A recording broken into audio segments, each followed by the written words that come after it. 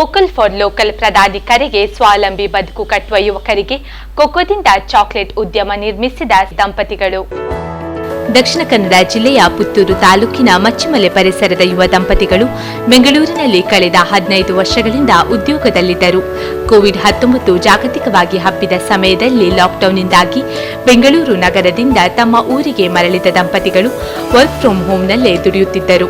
ಆತ್ಮನಿರ್ಭರ ಭಾರತದ ಕರೆಗೆ ಪ್ರೇರಣೆಗೊಂಡು ಯುವ ದಂಪತಿಗಳು ತಮ್ಮ ಬಿಡುವಿನ ಸಮಯದಲ್ಲಿ ಕೋವಿಡ್-19ನಿಂದಾಗಿ ತಮ್ಮ ತೋಟದಲ್ಲಿ ಬೆಳೆದ ಕೊಕ್ಕೋ ಬೆಳೆಗೆ ಸರಿಯಾದ ಮಾರುಕಟ್ಟೆ ಇಲ್ಲದೆ ನಿರುಪಯುಕ್ತವಾಗುತ್ತಿದ್ದ ಕೊಕ್ಕೋ ಹಣ್ಣಿನ ಬೀಜಗಳಿಂದ ಹೊಸ ಮಾದರಿಯ ಚಾಕ್ಲೇಟ್ಗಳನ್ನು ಆವಿಷ್ಕರಿಸಿದ್ದಾರೆ. इस संकट से भी विराट होगा. ಕೋವಿಡ್ ನಂತರ ದೇಶದ ಸಂಪನ್ಮೂಲಗಳು, ಸ್ಥಳೀಯ ಕೌಶಲ್ಯ, ನೂತನ ಆವಿಷ್ಕಾರ ಮತ್ತು ಕೃಷಿಯ ಮೂಲ ಸೌಕರ್ಯ, ಚಿಕ್ಕಪುಟ್ಟ ಉಪಯುಕ್ತ ಸಲಕರಣೆಗಳ ಸುಧಾರಣೆ ಮಾಡುವುದು ಆಗಿದೆ. ಪ್ರಧಾನಮಂತ್ರಿ ನರೇಂದ್ರ ಮೋದಿ ನೇತೃತ್ವದ ಕೇಂದ್ರ ಸರ್ಕಾರ ಸ್ವಾವಲಂಬಿ ಭಾರತಕ್ಕೆ 5 ಆಧಾರ ಸ್ತಂಭಗಳು ರೂಪಿಸಿದೆ. ಪ್ರಧಾನಮಂತ್ರಿಯವರ ವಿಶೇಷ ಆರ್ಥಿಕ ಪ್ಯಾಕೇಜ್ ಮತ್ತು ಆತ್ಮನಿರ್ಭರ ಭಾರತದ ಗುರಿ ಸಾಧನೆಯ ನಿಟ್ಟಿನಲ್ಲಿ ಉದ್ಯೋಗ ಸ್ವಾವಲಂಬನೆಯ ಬದುಕಿನತ್ತ ಅಗತ್ಯವಾದ ಚೈತನ್ಯ ನೀಡುತ್ತದೆ ಎಂಬುದನ್ನು ಪ್ರಧಾನಿಗಳು ಕರೆ ನೀಡಿದ್ದರು. ಇದರಂತೆ ಈ ಯುವ ದಂಪತಿ ತಮ್ಮ ತೋಟದಲ್ಲಿ ಬೆಳೆದ ಸಾವಯವ ಕೊಕ್ಕೋ ಹಣ್ಣಿನ ಬೀಜಗಳಿಂದ ಚಾಕ್ಲೇಟ್ ತಯಾರಿಸಿದ್ದು ಇದೀಗ ಮಾರಾಟ ಮಾಡುತ್ತಿದ್ದಾರೆ. ಕೃಷಿ ಕುಟುಂಬದಲ್ಲಿ ಬೆಳೆದಿದ್ದರಿಂದ ಕೃಷಿಯ ನಂಟು ಇತ್ತು. ಆದರೆ ಉದ್ಯೋಗ ನಿಮಿತ್ತ ನಗರ ಪ್ರದೇಶಕ್ಕೆ ಹೋಗಿ ನೆಲೆಸಿದ್ದೆವು. ಲಾಕ್ಡೌನ್ನಿಂದಾಗಿ ಊರಿಗೆ ಮರಳಿದ್ದೆವು. ಮೊದಲೇ ಕೃಷಿ ಬಗ್ಗೆ ಆಸಕ್ತಿ ಇದ್ದ ಕಾರಣ ಸರಿಯಾದ ಮಾರುಕಟ್ಟೆ ಸಿಗದೆ ಕೊಕ್ಕೋ ಹಣ್ಣುಗಳು ಹಾಳು ಆಗುತ್ತಿರುವುದರಿಂದ ಬಿಡುವಿನ ಸಮಯದಲ್ಲಿ ಕೊಕ್ಕೋ ಬೀಜಗಳಿಂದ ಚಾಕ್ಲೇಟ್ ತಯಾರಿಸುವ ಬಗ್ಗೆ ಸಂಶೋಧನೆ ನಡೆಸಿ ಅದರ ಮೂಲಕ ಚಾಕ್ಲೇಟ್ ಆವಿಷ್ಕರಿಸಲು ಸಾಧ್ಯವಾಯಿತು ಎಂದು ಹೇಳುತ್ತಾರೆ ಕೇಶವಮೂರ್ತಿ.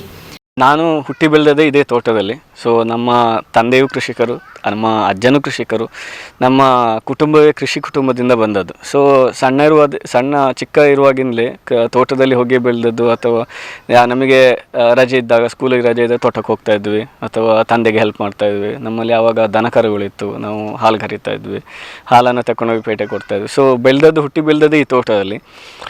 ಮತ್ತು ಕಲಿತು ಬೆಂಗಳೂರಿಗೆ ಹೋಗಿ ನಿಂತಾಗ ಅಲ್ಲಿ ಕೆಲಸದಲ್ಲಿ ಮಾಡ್ತಾ ಇದ್ದಾಗ ಎಲ್ಲೋ ಒಂದು ಹುಟ್ಟಿ ಬೆಳೆದ ಈ ಒಂದು ನಮ್ಮ ತೋಟದ ಒಂದು ನಂಟು ಅಂತ ಹೇಳ್ತಾರಲ್ಲ, ಅದು ಇದ್ದೇ ಇತ್ತು.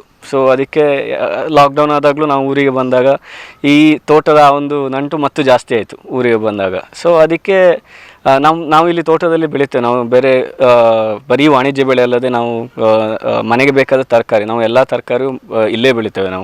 ನಾವು ಹೊರಗಡೆಯಿಂದ ತರಕಾರಿ ಕೆಲವೊಂದು ಅಗತ್ಯ ಬಿದ್ದರೆ ಮಾತ್ರ ತರೋದು, ಇಲ್ಲಾಂದರೆ ಹೆಚ್ಚಿನ ಎಲ್ಲ ತರಕಾರಿ ನಾವು ಇಲ್ಲೇ ಬೆಳಿತೇವೆ. ನಮ್ಮಲ್ಲಿ ಒಂದು 25 ವೆರೈಟಿಯ ಮ್ಯಾಂಗೋ ಹಣ್ಣಿದೆ, ಮತ್ತು ಹಲಸಿನ ಮರ ಇದೆ, ಬೇರೆ ಬೇರೆ ವೆರೈಟಿದು. ಸೊ ತಂದೆಗೆ ಒಂದು ಮಾವಿನ ಹಣ್ಣಿನಲ್ಲಿ ಒಂದು ಇಂಟ್ರೆಸ್ಟ್ ಜಾಸ್ತಿ, ಹಾಗೆ ಅವರು ಎಲ್ಲ ಮಾವಿನ ವೆರೈಟಿಯನ್ನು ತಂದು ನೆಟ್ಟಿದ್ರು.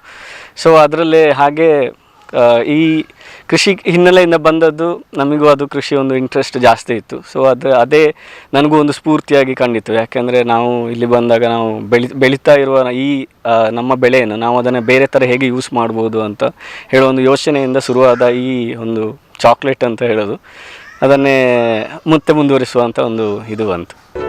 ಕೊಕ್ಕೋ ಬೀಜಗಳು ಶುದ್ಧವಾಗಿ ಸಂಸ್ಕರಿಸಿ ಅದರ ಮೂಲಕ ಯಾವ ರೀತಿಯ ಚಾಕ್ಲೇಟ್ ತಯಾರಿಸಲಾಗುತ್ತದೆ, ಈ ಚಾಕ್ಲೇಟ್ ಸೇವನೆಯಿಂದಾಗಿ ಯಾವ ರೀತಿಯ ಪ್ರಯೋಜನ ಪಡೆಯಬಹುದು ಎಂದು ಹೊಸದಾಗಿ ಚಾಕ್ಲೇಟ್ ಆವಿಷ್ಕರಿಸಿದ ಕೇಶವಮೂರ್ತಿ ಅವರು ನ್ಯೂಸ್ ಟೈಮ್ ಕನ್ನಡಕ್ಕೆ ಮಾಹಿತಿ ನೀಡಿದರು. ಚಾಕ್ಲೇಟ್ ಬಾರ್ ನೀವು ಹೊರಗಡೆಯಲ್ಲಿ ತಿನ್ನೋ ಒಂದು ಸಣ್ಣ ಚಾಕ್ಲೇಟ್ ಬಾರ್ ಮಾಡಲಿಕ್ಕೆ ನಿಮಗೆ 15 ದಿವಸ ಬೇಕಾಗ್ತದೆ. ಸೊ ಒಂದು ಕೊಕ್ಕೋ ಬೀನ್ಸಲ್ಲಿ ನಿಮಗೆ, ಕೊಕ್ಕೋ ಹಣ್ಣಲ್ಲಿ ಅದಕ್ಕೆ ಕೊಕ್ಕೋ ಪಾಡ್ ಅಂತ ಹೇಳ್ತಾರೆ, ಆ ಕೊಕ್ಕೋ ಪಾಡಲ್ಲಿ ನಿಮಗೆ ಒಂದು 35-40 ಬೀನ್ಸ್ ಬರ್ತದೆ. ಸೊ ಈಚ್ ಕೊಕ್ಕೋ ಇದಕ್ಕೆ ಬೀನ್ಸ್ ಅಂತ ಹೇಳ್ತಾರೆ. ಸೊ ನಿಮಗೆ ಒಂದು ಚಾಕ್ಲೇಟ್ ಯೂಶಲಿ ಮಾಡಲಿಕ್ಕೆ ನಿಮಗೆ ಒಂದು 2 ಕೊಕ್ಕೋ ಹಣ್ಣು ಬೇಕಾಗ್ತದೆ ಹೆಚ್ಚಾಗಿ. ಸೊ ನಿಮಗೆ ಅದು ಎಲ್ಲ ಸಿಗೋದಿಲ್ಲ. ಕೊಕ್ಕೋ ಬೀಜ ಹಣ್ಣಲ್ಲಿ ನಿಮಗೆ 10 kg ಹಣ್ಣು ನೀವು ವೆಟ್ ಬೀನ್ಸಲ್ಲಿ ಮಾಡಿದಾಗ ನಿಮಗೆ ಅದು ಒಣಗಿಸಿ ಆದಾಗ ನಿಮಗೆ ಒಂದು 3 kg ಬರ್ತದೆ. ಸೊ ಅದನ್ನು ಮತ್ತೆ ನೀವು ಸಾರ್ಟ್ ಮಾಡಬೇಕು. ಎಲ್ಲ ಕೊಕ್ಕೋ ಬೀನ್ಸನ್ನು ನಿಮಗೆ ಚಾಕ್ಲೇಟ್ ಯೂಸ್ ಮಾಡಲಿಕ್ಕೆ ಆಗೋದಿಲ್ಲ. ಸೊ ನಾವು ಅದಕ್ಕೆ ಬೇಕಾದ ಒಳ್ಳೆ ಬೀಜವನ್ನು ಮಾತ್ರ ನಾವು ಚಾಕ್ಲೇಟ್ ಮಾಡಲಿಕ್ಕೆ ಯೂಸ್ ಮಾಡಬೇಕಾಗ್ತದೆ. ಸೊ ಹಾಗೆ ಅದನ್ನು ಯೂಸ್ ಮಾಡಿದಾಗ ಎಲ್ಲ ನಾವು ಕೊಕ್ಕೋ ಬೀಜನ ಸಪ್ರೇಟ್ ಮಾಡ್ತೇವೆ. ಸಪ್ರೇಟ್ ಮಾಡಿ ನಮಗೆ ಚಾಕ್ಲೇಟ್ ಮಾಡಲಿಕ್ಕೆ ಒಂದು 1 kg ಅಷ್ಟು ನಮಗೆ ಸಿಗ್ತದೆ ಅಷ್ಟೇ. 1.5-2 kg ಅಷ್ಟು ಸಿಗ್ತದೆ. ಸೊ ನಾವು ಅದನ್ನು ನಾವು ಮತ್ತೆ ಚಾಕ್ಲೇಟಿಗೆ ಯೂಸ್ ಮಾಡ್ತೇವೆ. ಸೊ ಚಾಕ್ಲೇಟ್ ಪ್ರೊಸೀಜರ್ ಅಂತ ಅಂದರೆ ಚಾಕ್ಲೇಟ್ ಶುರು ಮಾಡೋದು ನಾವು ರೋಸ್ಟಿಂಗಿಂದ ಅಂತ ಹೇಳ್ತೇವೆ. ರೋಸ್ಟ್ ಮಾಡಿ ಅದನ್ನು ಚಾಕ್ಲೇಟನ್ನು ಫ್ಲೇವರ್ ಬರ್ತದೆ. ರೋಸ್ಟ್ ಮಾಡಿದಾಗ ನಿಮಗೆ ಚಾಕ್ಲೇಟ್ ಯಾವುದು ನೀವು ಹೊರಗಡೆಯಿಂದ ತಿನ್ನುವ ಚಾಕ್ಲೇಟ್ ಫ್ಲೇವರ್ ಬರೋದೇ ರೋಸ್ಟ್ ಮಾಡಿದಾಗ. ರೋಸ್ಟ್ ಮಾಡದೇ ಇದ್ದರೆ ಚಾಕ್ಲೇಟ್ ಫ್ಲೇವರ್ ಬರೋದಿಲ್ಲ ನಿಮಗೆ. ಸೊ ರೋಸ್ಟ್ ಮಾಡಿದಾಗ ಚಾಕ್ಲೇಟ್ ಫ್ಲೇವರ್ ಬರ್ತದೆ. ಅದನ್ನು ರೋಸ್ಟ್ ಮಾಡಿ ಅದನ್ನು ವಿನೋ ಮಾಡಬೇಕು. ವಿನೋ ಅಂದರೆ ಚಾಕ್ಲೇಟ್ನ ಹಸ್ಕ್ ಅಂತ ಹೇಳ್ತಾರೆ. ಅದನ್ನು ಹಸ್ಕ್ ಮತ್ತು ನಿಪ್ಸನ್ನು ಸಪ್ರೇಟ್ ಮಾಡೋದು. ಅದನ್ನು ಮಾಡಿ ಮತ್ತು ನೀವು ಅದನ್ನು ಗ್ರೈಂಡರ್ಗೆ ಯೂಸ್ ಮಾಡಬೇಕು. ಸೊ ಗ್ರೈಂಡರನ್ನು ನಿಮಗೆ ಒಂದು 48ರಿಂದ 72 ಗಂಟೆವರೆಗೆ ಅದನ್ನು ಗ್ರೈಂಡರಲ್ಲಿ ಗ್ರೈಂಡ್ ಮಾಡಬೇಕು. ಆಗ ನಿಮಗೆ ಒಂದು ಸ್ಮೂತ್ನೆಸ್ ಬರ್ತದೆ ಅಥವಾ ಚಾಕ್ಲೇಟನ ಒಂದು ಬಟರಿ ಫೀಲ್ ಬರ್ತದೆ. ಸೊ ಅದಕ್ಕೆ ಮತ್ತೆ ನೀವು ಎಕ್ಸ್ಟ್ರಾ ಕೊಕೋ ಬಟರ್ ಹಾಕಬೇಕಾಗ್ತದೆ. ಅದು ಆಪ್ಷನಲ್, ಬೇಕಾದರೆ ಹಾಕ್ಬೋದು ಅಥವಾ ಇಲ್ಲ ಅಂದರೆ ಇಲ್ಲ. ಮತ್ತು ಅದಕ್ಕೆ ಶುಗರ್ ಅಥವಾ ಬೇರೆ ಯಾವುದಾದ್ರೂ ಆಲ್ಟರ್ನೇಟಿವ್ ಸ್ವೀಟ್ನರ್ ಅಂತ ಹೇಳ್ತಾರೆ. ಅದಕ್ಕೆ ನೀವು ಯಾವುದು ಬೇಕೋ ಅದನ್ನು ಯೂಸ್ ಮಾಡ್ಕೋಬೋದು. ಈಗ ನಾವು ಮಾಡೋ ಚಾಕ್ಲೇಟ್ ಪ್ಯೂರ್ ಚಾಕ್ಲೇಟ್. ನಿಮಗೆ ಅದರಲ್ಲಿ ಎಂಥದ್ದು ಆರ್ಟಿಫಿಷಿಯಲ್ ಫ್ಲೇವರ್ ಇಲ್ಲ ಅಥವಾ ಕೆಮಿಕಲ್ಸ್ ನಾವು ಯೂಸ್ ಮಾಡೋದಿಲ್ವ. ನಮ್ಮ ಚಾಕ್ಲೇಟಲ್ಲಿ 3 ಇಂಗ್ರೀಡಿಯೆಂಟ್ಸ್ ಇರೋದು. ಸೊ ಒಂದು ಕೊಕೋ ಬೀನ್ಸ್ ಮತ್ತು ಕೊಕೋ ಬಟರ್. ನಾವೇ ಮನೆಯಲ್ಲಿ ಕೊಕೋ ಬಟರ್ನ ಎಕ್ಸ್ಟ್ರಾಕ್ಟ್ ಮಾಡ್ತೇವೆ. ಮತ್ತು ಶುಗರ್ ಅಥವಾ ಜಾಗ್ರಿ. ನಾವು ಆರ್ಗ್ಯಾನಿಕ್ ರಾ ಕೇನ್ ಶುಗರ್ ಯೂಸ್ ಮಾಡ್ತೇವೆ. ಮತ್ತೊಂದು ಜಾಗ್ರಿ ಯೂಸ್ ಮಾಡ್ತೇವೆ. So jaggery powder. ಸೊ ಯಾರೇ ಡಯಾಬಿಟಿಕ್ ಅಥವಾ ಯಾವುದೇ ಹೆಲ್ತ್ ಕಂಡೀಷನ್ ಇರುವವರಿಗೆ ಈ ಚಾಕ್ಲೇಟ್ ಒಂದು ಭಾರಿ ಒಳ್ಳೆಯದು. ಸೊ ನಿಮಗೆ ಅದರಲ್ಲಿ ಶುಗರ್ ಜಾಗ್ರಿ ಚಾಕ್ಲೇಟಿಂದ ಮಾಡಿದ್ರಲ್ಲಿ ನಿಮಗೆ ಶುಗರ್ ಕಂಟೆಂಟ್ ಇರೋದಿಲ್ಲ. ಅವರಿಗೆ ಅದನ್ನು ಗಿಲ್ಟ್ ಫ್ರೀಯಾಗಿ ಯೂಸ್ ಮಾಡ್ಬೋದು. ಅದನ್ನು ಗಿಲ್ಟ್ ಫ್ರೀಯಾಗಿ ತಿನ್ಬೋದು ಆ ಚಾಕ್ಲೇಟನ್ನ. ಅದಕ್ಕೆ ಬೇಡಿಕೆ ಸಹ ಈಗ ಮಾರ್ಕೆಟಲ್ಲಿ ತುಂಬ ಬೇಡಿಕೆ ಇದೆ. ನಿಮಗೆ ಯಾರೇ ಹೆಲ್ತ್ ಕಾನ್ಷಿಯಸ್ ಆಗಿರೋ ಅಥವಾ ಒಂದು ಚಾಕ್ಲೇಟನ್ನು ಒಳ್ಳೆ ಪ್ಯೂರ್ ಚಾಕ್ಲೇಟ್ ತಿನ್ನಬೇಕು ಅಂತ ಇರುವವರಿಗೆ ಸೊ ಇದನ್ನು ಖಂಡಿತವಾಗಿಯೂ ಯೂಸ್ ಮಾಡ್ಬೋದು, ತಿನ್ಬೋದು ಚಾಕ್ಲೇಟನ್ನು.